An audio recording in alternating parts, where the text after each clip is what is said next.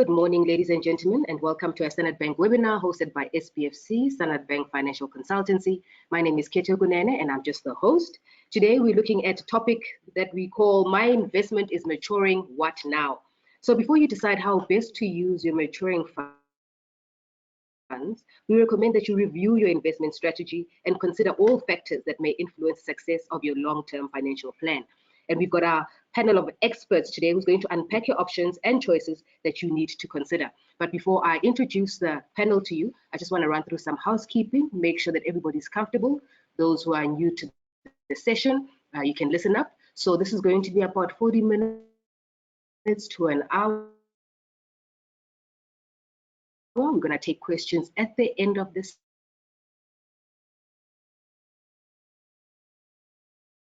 session.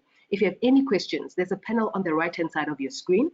If you look for the heading that says question, at the end of the session so that we don't disturb the flow. Second thing, I just want to make sure that your sound is good on your side and you can hear us before we start on the important topic. So I need you, just as attendees, to just click on that small high five that's on the very same panel that I'm talking about on the right-hand side of your screen. If I see some high fives, there's a small hand that looks like a high five, then we can carry on. Thank you, Jacques. I can just see a few more high fives. If you just click on that small hand for me, then it signifies that you can hear me and we can carry on. Okay, thank you. Another high five. All right. Thank you, Ronell. I see you too. Okay, so we're good for sound. All right, so you can sit back and we're going to start the session now. Let me tell you about our panelists, our speakers today that are going to take the topic for us. We've got our resident DJ, Mr. Errol Mayer, who's a certified financial planner and an admitted advocate of the High Court SA. He holds qualifications in finance, law, teaching, and taxation. He's authored a book called Notes on Estate and Financial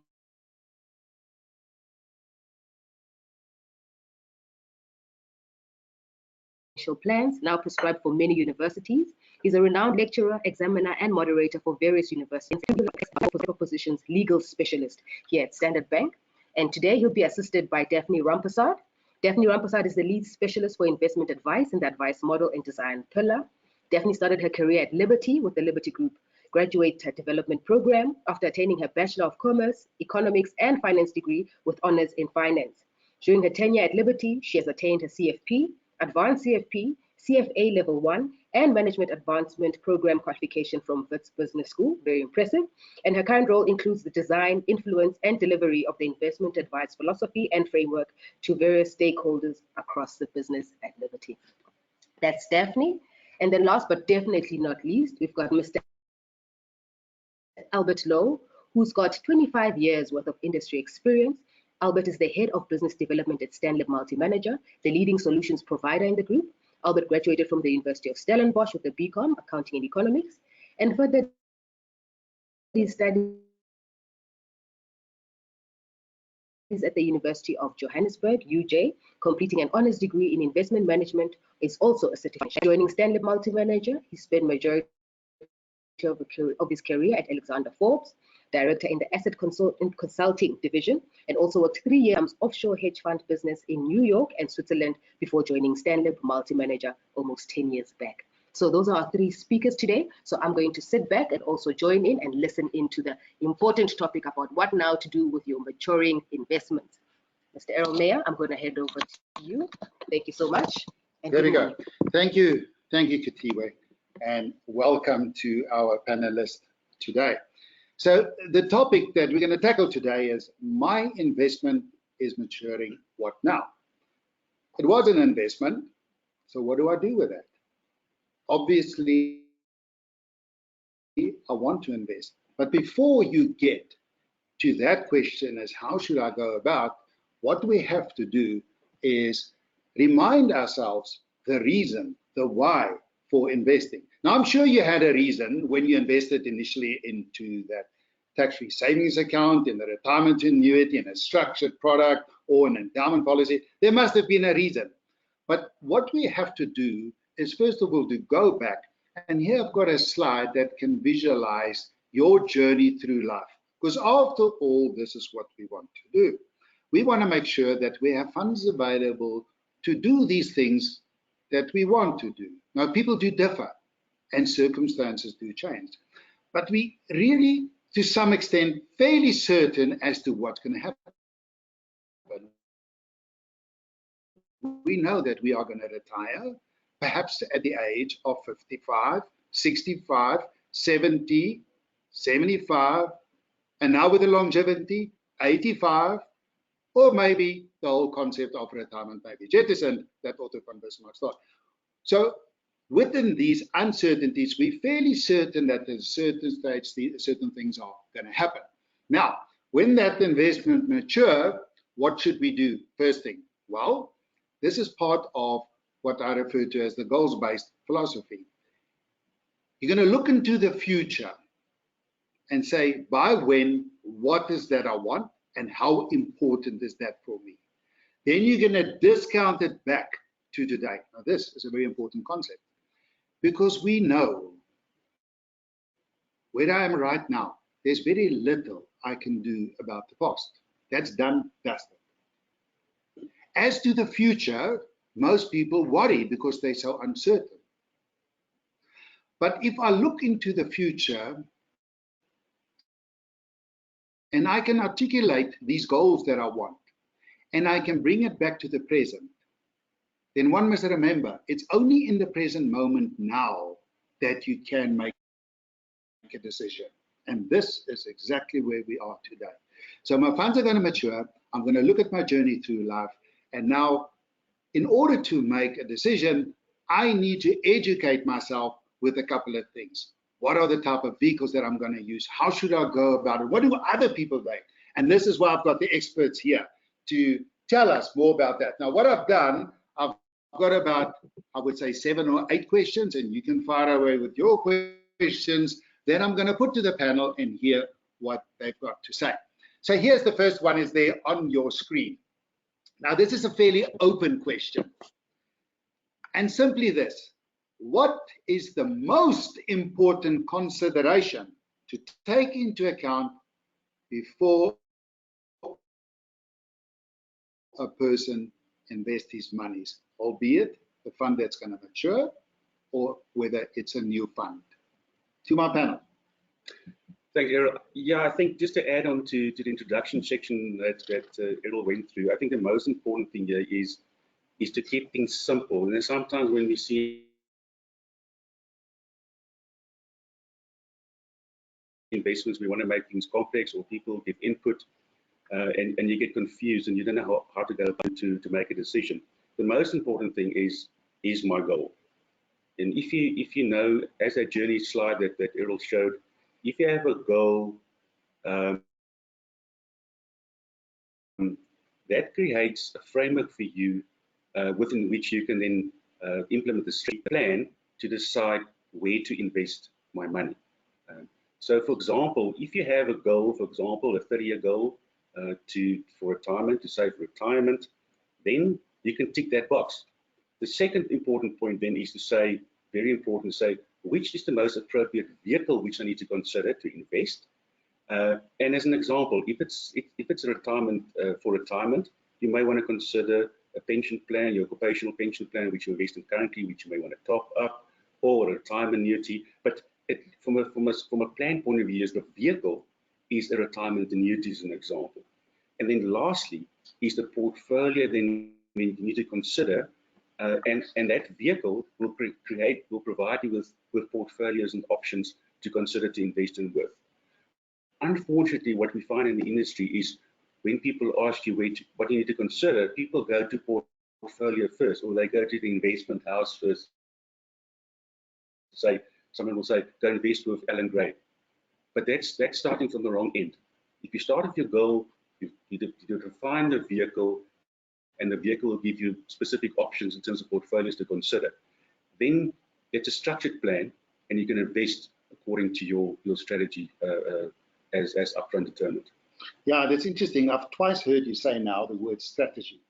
Now, when you talk about strategy, we can talk about an investment strategy that's aligned to the goal. But very important, we are dealing with financial planning. And when you look at the definition of financial planning, it's all about strategies. Would you agree with that? Mm-hmm. Absolutely. Hi, everyone. So when you're looking at financial planning, specifically goal-based financial planning, you could essentially break it up into three components: goals, strategies, actions. So once you know what your goals are and it's clearly defined and articulated, then you come up with the strategies. And that's really in choosing your wrapper, your product and portfolio. And from there, you then put together an action plan, which clearly defines what you need to do. You either need to invest more, buy this, sell that, change your portfolio as an example. And that's just to summarize what goal-based financial planning is. That makes a lot of sense. So let me ask you this then. I know when we deal with strategies, term and inflation, and I don't think people often understand what is the relevance to term and what really inflation means. Now, these are concepts that clients must fully understand before embarking on an investment strategy. So how does the goals-based philosophy embrace these two concepts, namely term and inflation? So goals-based is centered around a client and understanding a client's needs and outcomes. So it's very much knowing and understanding your client deeply, with their goals specifically. And once you know their goals, then you can map that to the appropriate strategies, which includes your vehicle, your product, and portfolio. Now, knowing a goal means that you actually understand a few considerations, including term, how long they intend to invest that amount for, what is the purpose, tax as an example, do they have any liquidity considerations? And once you know at least those, there's a lot more you could actually define, that then feeds into the return they want to achieve, because the goal dictates your return. And the return is very much, or should be, at least inflation based. I mean, a client shouldn't invest if they're not planning to at least track with inflation. But if the client is looking for a bit more growth, they should look at inflation plus. So +1, +2, +5, +7. So those two concepts, term and inflation, is incredibly important, because once you articulate your goal dictates your return. Return is defined by inflation, and then you determine what product and portfolio you actually invest in. Yes, no, I fully agree with you. It's quite interesting what you mentioned, it's inflation plus strategy. And I often see that people say, I'm going to buy a guaranteed product because for some reason of fear, may be the case, that I want that guarantee. But the reality is that portfolio should match and have asset classes so that you beat inflation. So would it be bold to say that if an investment cannot beat inflation, in 5 years' time, you really don't have an investment from a goals-based perspective? Absolutely. I mean, your first rule is to outperform inflation with any investment. Obviously, you don't want to lose money, but if you're not keeping up with the inflation, you're actually moving backwards. Because the cost of anything is increasing. So your primary goal is to beat inflation, and you should always be looking at outperforming inflation. Would it be too optimistic that in tomorrow's budget, that inflation is going to be used as a tool against us? Because that's exactly what they did last year. But there's something else that I picked up from what you said. You were talking about the risk profiling of a person. And I'm not talking about the investment risk profiling. With other words, you've got to look at his circumstances, because that person's particular goals would differ from another person's goals.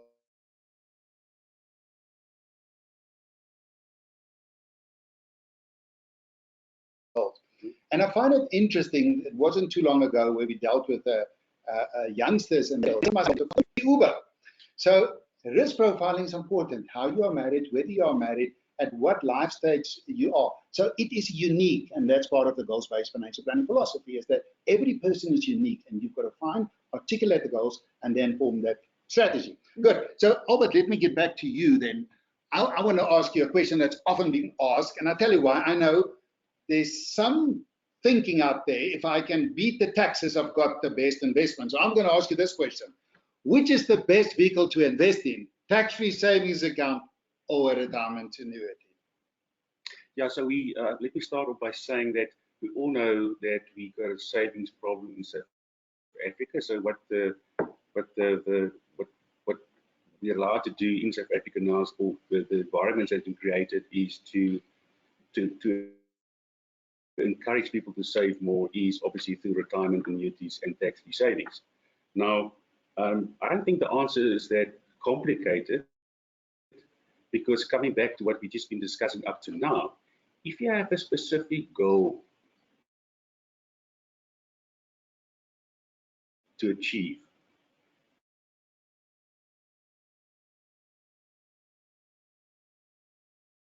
then you can see whether these two tax-efficient vehicles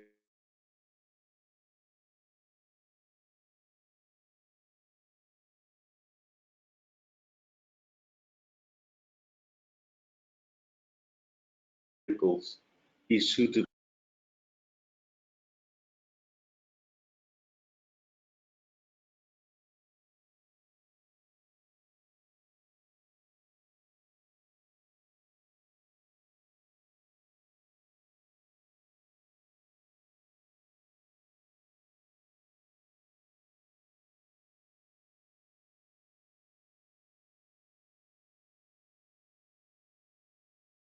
for my needs or not. So take, for example, once again, the retirement one. If I want to invest for 20 years, if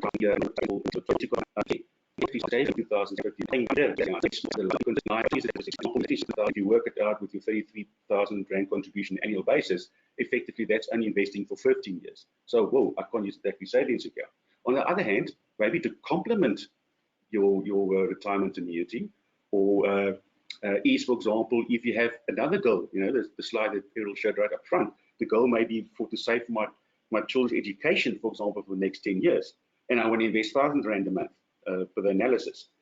But at the same time, I've also, in terms of my planning and my goal, is I may need that, I may have to withdraw some of that money within that 10-year period. Well, that gives me flexibility, which a tax-free savings account allows you to do. The RA you can't. You can only take your money when you're 55, and when you reach retirement, at least 2/3 of your retirement annuity you have to buy your annuity with. So there's limitations. So once again, it talks to, it's not a straight A is better than B or B is better than A. Is what is that goal? The goal allows you to consider particular vehicles, and that vehicle A may be appropriate, or vehicle B may be appropriate for you. I think what we see in the industry is that what I've seen advisors advise, they use it as complementary to one another, because as you know, in the retirement fund annuity, from a tax benefit point of view, with legislation where you can deduct your annual contributions for tax purposes, and that so-called refund or rebate that you get from the receiver, clients use that, for example, to top up or invest in tax-free savings accounts. So that's another way to use both tax-efficient vehicles. Can I just, before you go, we talk about taxes, and one has to look at it at totality. We're talking about income tax, we're talking about capital gains tax, we're talking about dividends tax, dividends withholding tax, we're talking about estate duty. So you've got to take all of that into consideration, and you will find that most of those taxes that I mentioned ticks the box. Absolutely. Yeah, I want to agree with both of you. I just want to add that tax-free savings is actually, it should supplement your retirement savings, and it's a great vehicle to use supplementary to retirement annuity, because even though you're investing $500,000, that is just purely contributions, and that it doesn't take into account growth, and all that growth is essentially tax-free when you withdraw it. The one thing I want to note is that what we see now and then in the marketplace is that some advisors are using it not to supplement retirement annuity, but rather to pay for kids' education or to save for holidays. And you shouldn't be looking at that from that angle. You should see it purely as to supplement retirement annuities, not a liquid vehicle where you can just withdraw. Even though you can make withdrawals at ATM if you have a tax-free savings account, some vehicles shouldn't be using that option. Well, following on to that, if I would ask this question, a tax-free savings account, is it a short term, a medium term, or is, as you have said, perhaps better suited for the long term? And I would tend to think the long term, because it's the long term that you would have growth assets. And that is where you get the great benefit. There's no capital gains tax payable towards the end, which means there's so much more growth. That's a real advantage, isn't it? Because I think if you take the tax-free savings option, as you said, let's assume you have, once again, come back to goals-based investing, you have a short-term goal of up to 3 years. Why use that benefit within a tax-free savings account for that goal? You may ask me why. Why not? Because you can invest in a money market fund, all right? And if and you earn 7%, and you also have the 23,800 rand interest exemption. Yes. So you invest in a money market. You use that for that goal. You purely invest in a money market fund. Okay. And then on top of that, you then look and say goal 2 or goal 3. Where do I invest for 3 years and longer? Because that's where you need to start investing in growth assets. And the growth assets you pay dividend tax and you pay CGT, and then the true benefit of a tax-free savings account is coming through. And once again, the one which I think we forget sometimes, when you're after your 5 years or 10 years and cash in your tax-free savings account for the education, for the holiday, or to complement your retirement income, there's no CGT. It's important to do that calculation with or without the help of your financial advisor. That's massive. So you know, as per the example I've used, whether the vehicle suits your needs and term, there's massive tax benefits within both vehicles. And I think currently what we see in the industry is that people don't use it to the full extent. And they need to think about that. They always moan and complain we have to pay tax in this country. And in the forex trade environment for us, where we can save a lot of tax.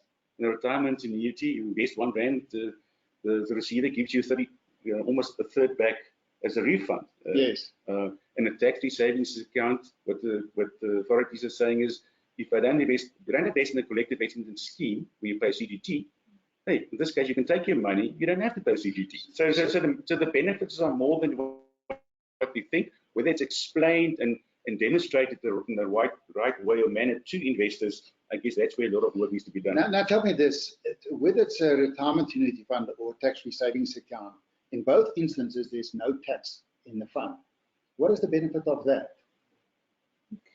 It's actually massive, because you're essentially saying that any growth within either tax-free savings or retirement annuity is applicable, or there's zero tax. So you get the full benefit of whatever growth, be it capital or income growth, is applicable within those funds.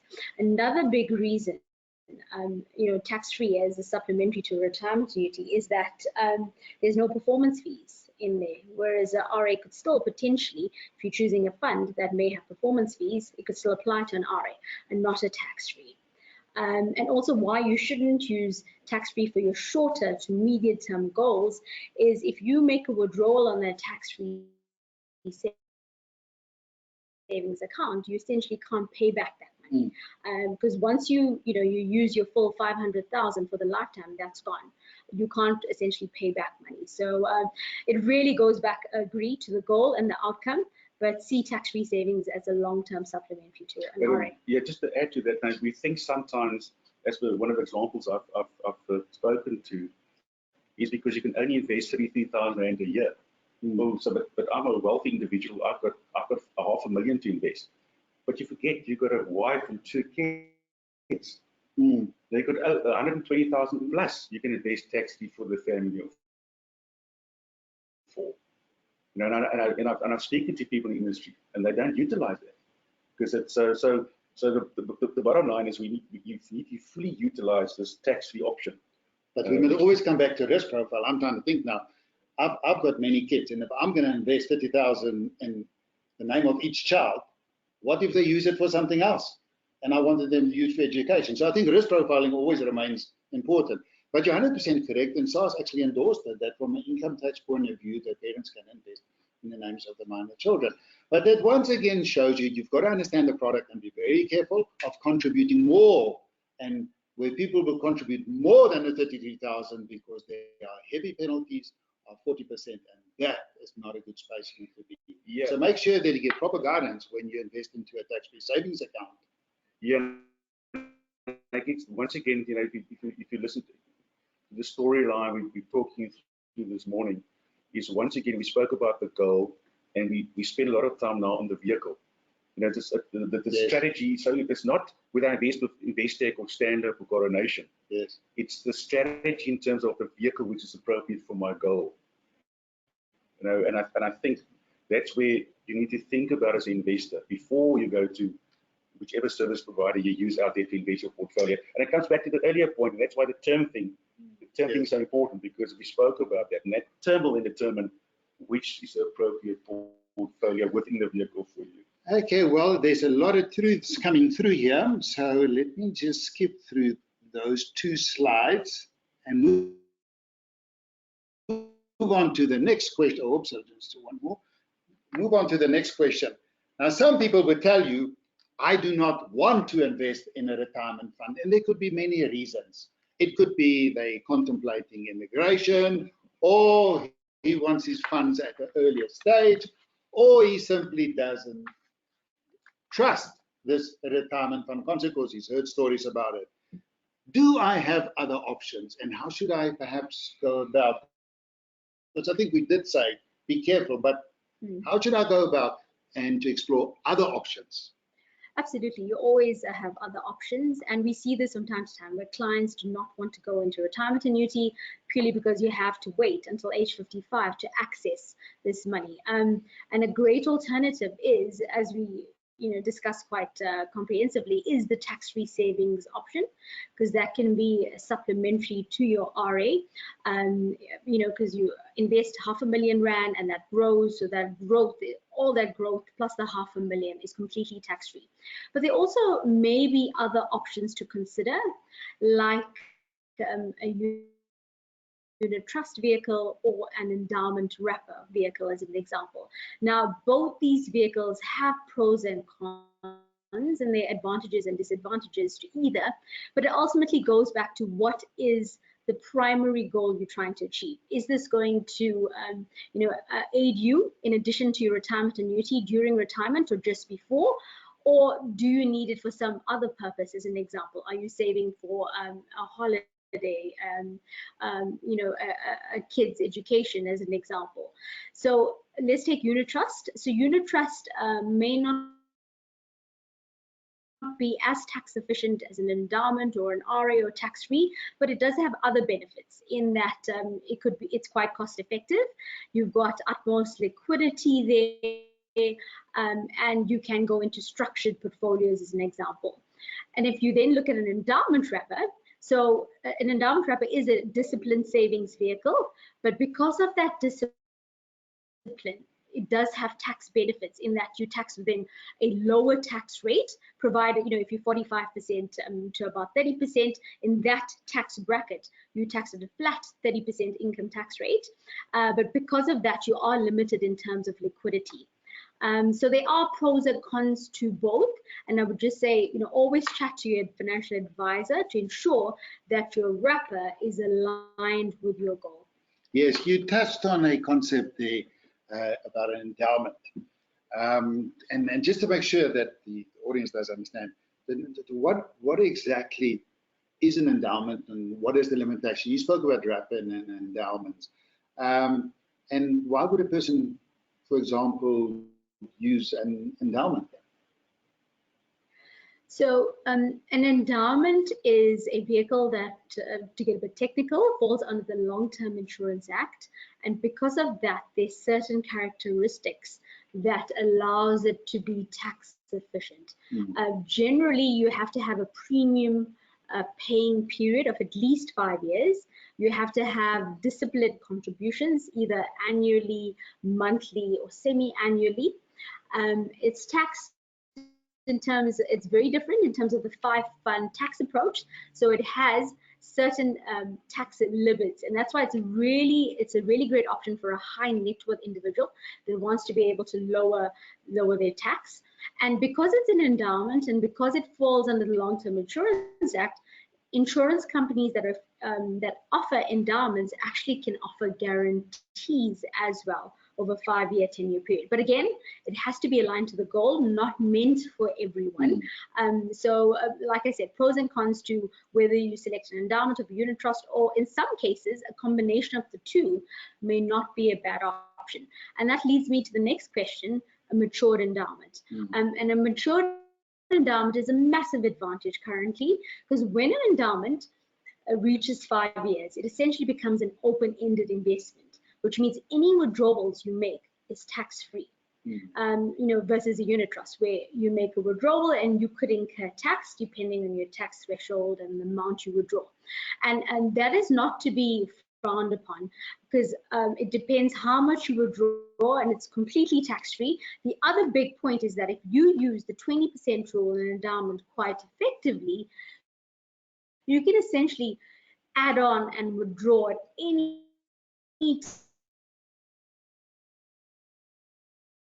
time, capitalizing on that 20% rule, which means your add-ons and your withdrawals, again, completely. Endowment is efficient, is cost-effective.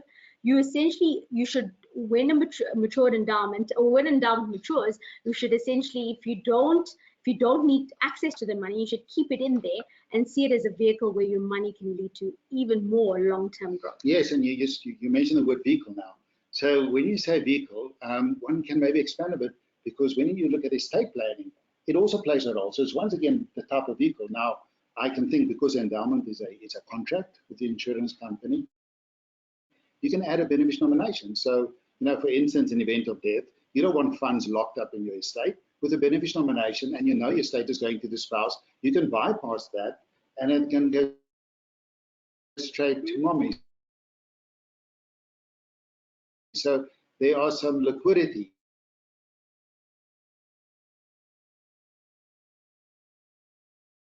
and estate planning strategies as well. All of this relates to the risk profile we mentioned earlier.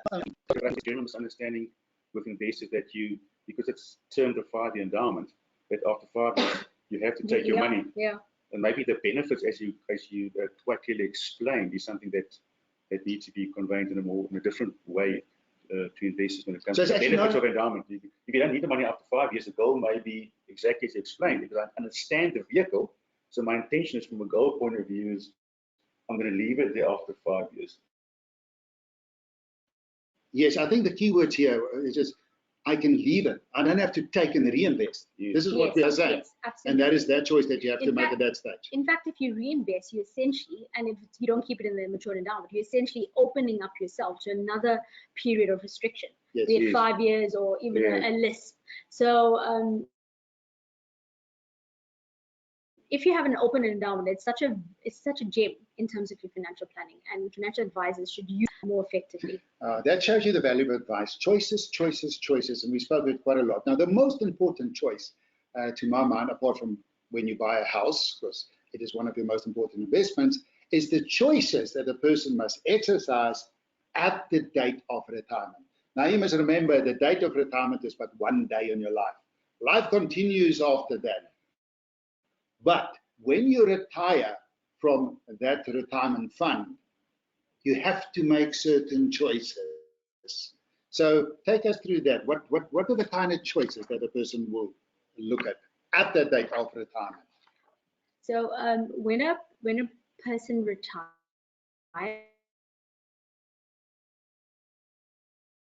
you essentially have your first option is you can put all of your return into a vehicle, an annuity vehicle, a compulsory annuity vehicle, which is a life annuity or a living annuity. And this choice, we were discussing it earlier, doesn't get selected very, very often, because getting to the second choice, clients almost think that $500,000 tax-free, which they can take, should be taken. And again, it goes back to you trying, because remember, what is the point, what is the ultimate goal of retirement?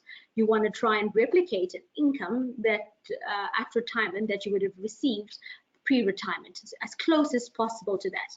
So it essentially goes down to your income needs. And if you require a higher income, you should be putting that entire amount from how many different retirement funds you have straight into a living or a life annuity, or a combination of the two, and not necessarily taking out the $500,000, unless again there's a need for the $500,000 because you have an amount of standing on your bond or your mortgage that you want to get rid of.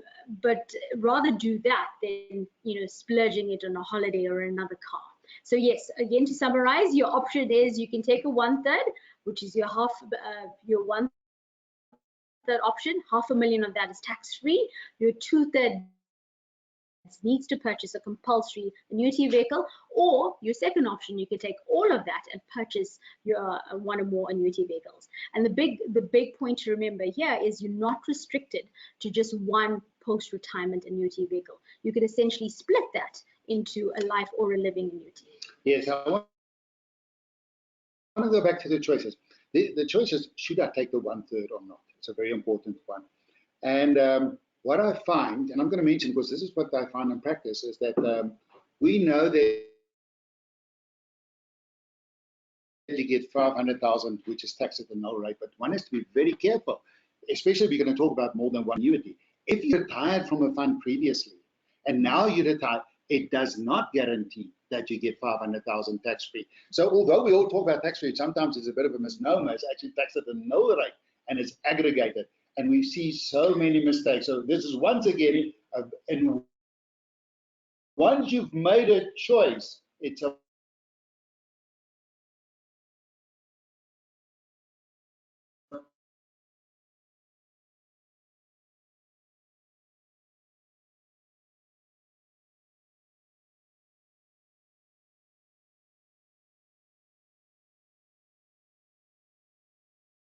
point of no return. You can't go back and fix it. You made your choice, and therefore it's so. It just shows majority of people don't preserve, and it comes back to your point earlier. So then for the majority of the people, the 500,000 is not tax free. Yeah, especially if they made a prior withdrawal. They made a prior withdrawal, and it depends on what date it was made. So you need to assess all those factors, because the reason why you take the 1/3, you think you're going to get a discretionary lump sum, all of a sudden starts as sharing in that amount. So, but following on to that, this to me is a very important. Now you've retired, you make a decision. It's the 1/3 that you're going to take as a lump sum, and the 2/3, or you take the full amount and you're going to buy an annuity. So you touched it already, and you mentioned things like a life annuity, and you mentioned a living annuity. So maybe that's the starting point, because you get so many kinds of annuities, but it all depends on the risk profile. Am I married? Do I want to guarantee for a person? Am I going to manage the investments if it's a living annuity? And what is the difference from a living annuity to a life? Isn't a life sometimes better? There are so many questions to be asked. But maybe start with this one, and Albert, just explain what does it mean. Do I retire within or outside my pension fund? Yeah, so what we have now within the industry is that with new default regulations that came into effect in March last year, is now when you reach retirement as a member of a pension plan, you have the option to retire within your pension plan or outside my pension plan. Now, people think because we're only a year down the line now, so obviously we'll see what the trend is within the industry. Investors or members may think that it's, if I retire within my pension plan, shoot, from a fee comparison point of view, well, that's fantastic. So I can retire within my pension plan. It's a much better option. Prior to this new regulation, I was only given the option to retire outside my pension fund, but it's cheaper, lower cost, so I will retire within my pension plan. But there's so many other things you need to look at. For example, if you look at your pension plan, and it comes back what we just discussed now, looking at your goal and what you need to achieve, my pension plan may only make available a living annuity, where my goal-based process and the strategy which I've applied to my needs may indicate that I actually need a life annuity. Okay, so then the option becomes quite easy. I can't use my pension fund's option vehicle because my need tells me my pension plan don't make available the vehicle which I need for my retirement. And another example could be that my pension plan's investment portfolios may be not in line with what I'm looking for. My pension plan may have a single manager.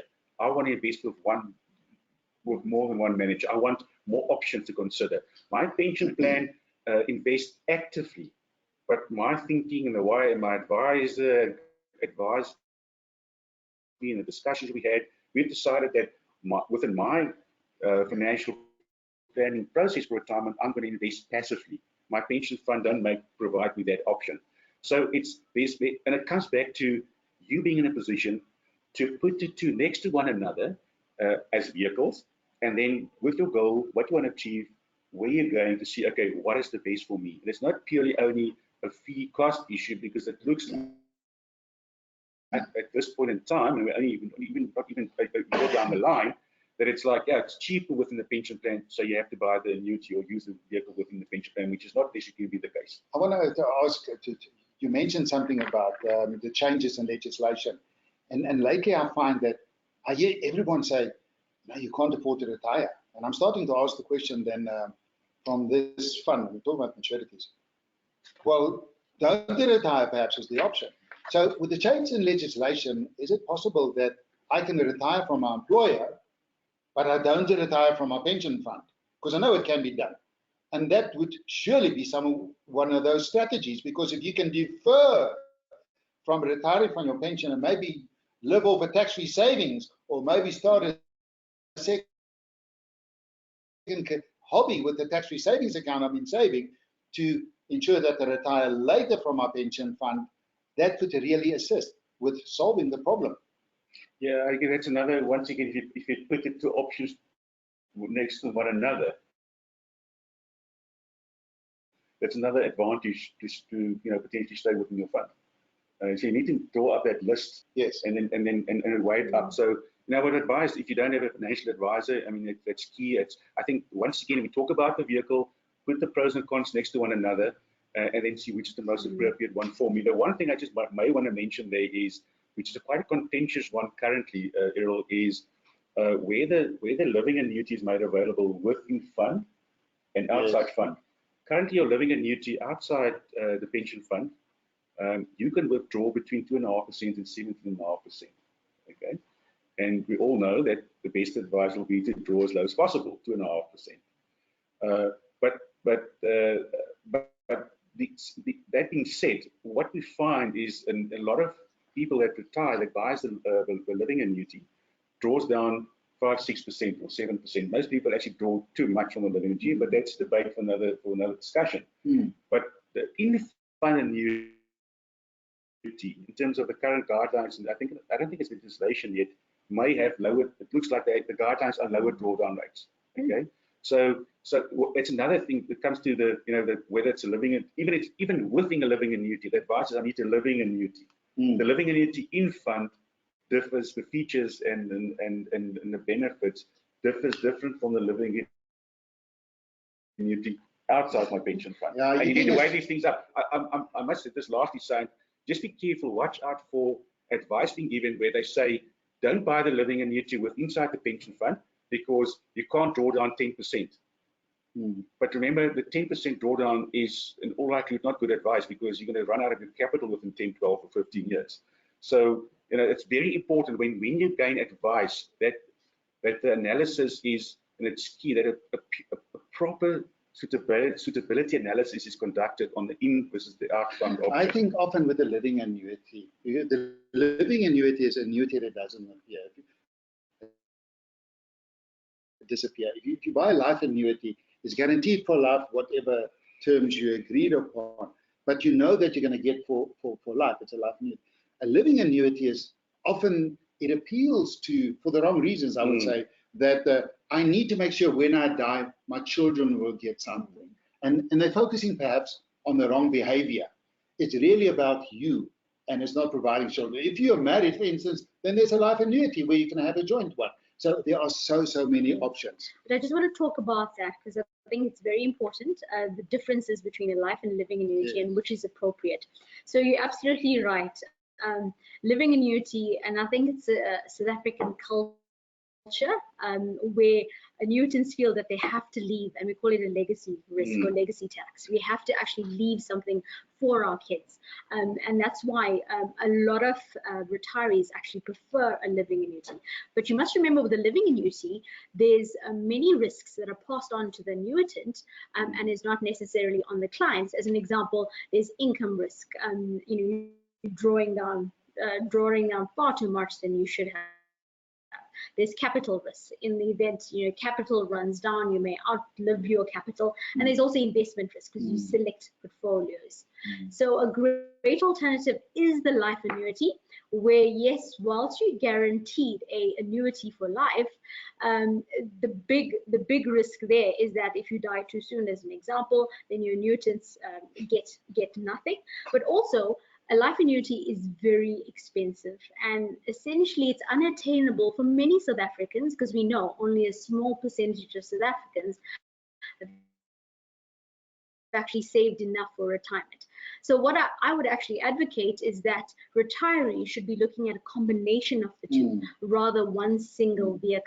See your life annuities for your must-haves. So paying your daily expenses, your mortgage, if hopefully you shouldn't have one, or your lights and water, and then look at your living annuity for your nice-to-haves, or your holiday expenses, as an example. So a combination of the two is, I would say, a very good strategy. And the nice thing is you can retire and have more than one annuity. And that is, I think that's a good point. It's not the one or the other. It may be a combination. And it's often a point of no return, but there is one exception. If I have a living annuity, I can actually go to a life annuity. Good. So we're starting. You come from a living to a life, but not life to you living. You can't go the other way around. Be careful. You think you can have both, but just make sure that if you want to have both, you have living annuity and then move to the guaranteed annuity. Okay, so we're running out of time, but the next two slides, staggered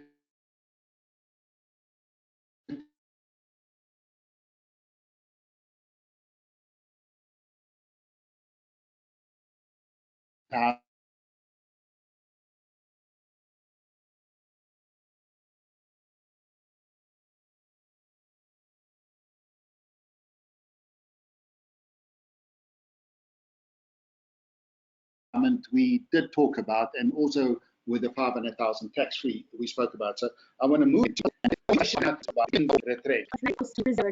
benefits. So we have as much as possible, so to ensure that we have a decent, healthy income when we retire. So whether you're thinking of changing jobs or you have changed jobs, we find that very few South Africans actually preserve their money, but it's of utmost importance. Two basic. One, if you decide to make a withdrawal and not preserve your your retirement benefits, SARS penalizes you quite heavily, because you're taxed in terms of the withdrawal tax table and not your retirement tax table. And because of that, the second reason is you've incurred all of this growth during your retirement fund, and now by making a withdrawal, not only do you incur the penalty, but you also have that growth that you have foregone. And to make up that growth is going to, if not triple the amount of time. So it may be impossible actually to make up that growth. Hence, it's essential that when you change jobs or become retrenched, preservation is incredibly important. The last point I want to make is that many salaried workers actually think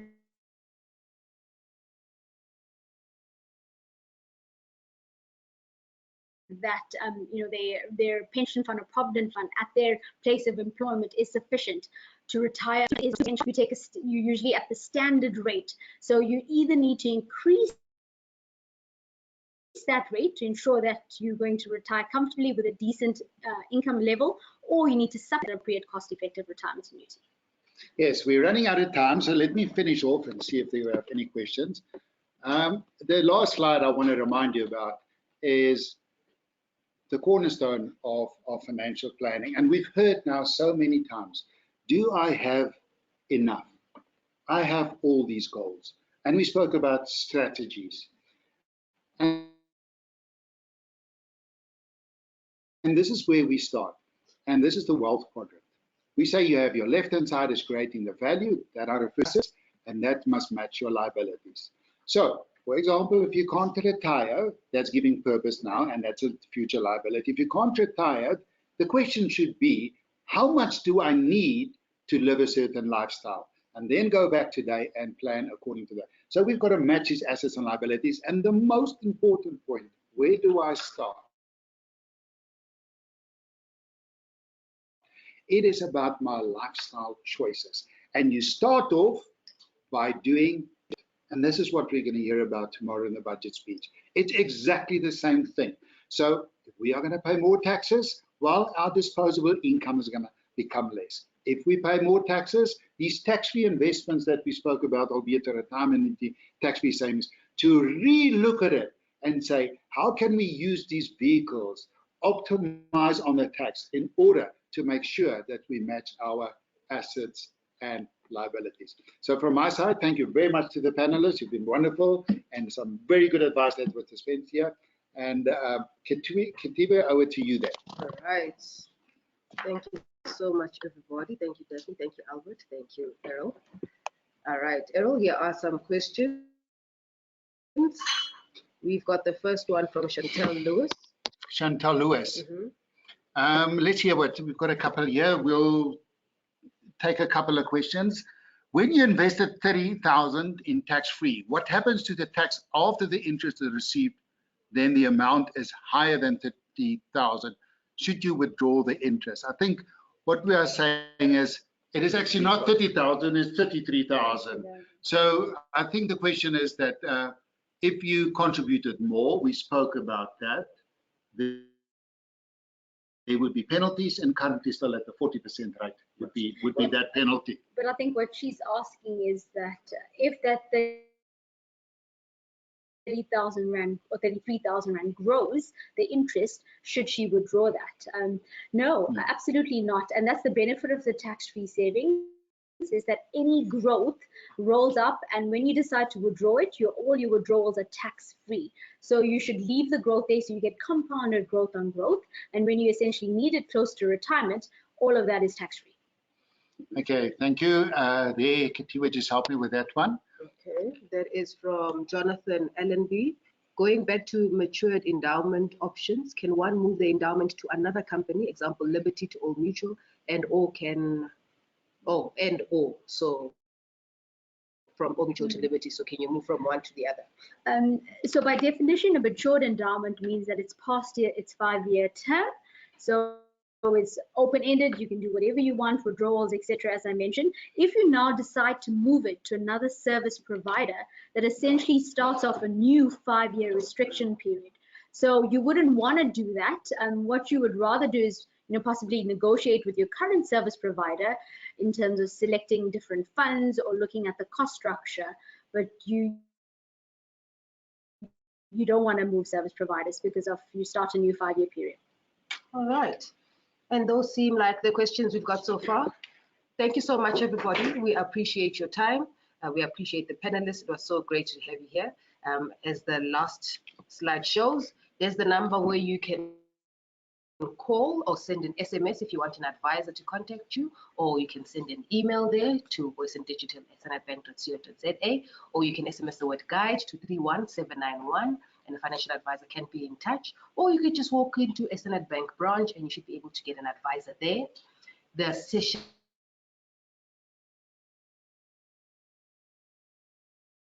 is recorded, so we will send a thank you note in a couple of days' time with the link to the Standard Bank channel or any other webinars we've done before. Thank you very much, ladies and gentlemen. Hope you have a good day further, and we'll see you on the next one. Goodbye.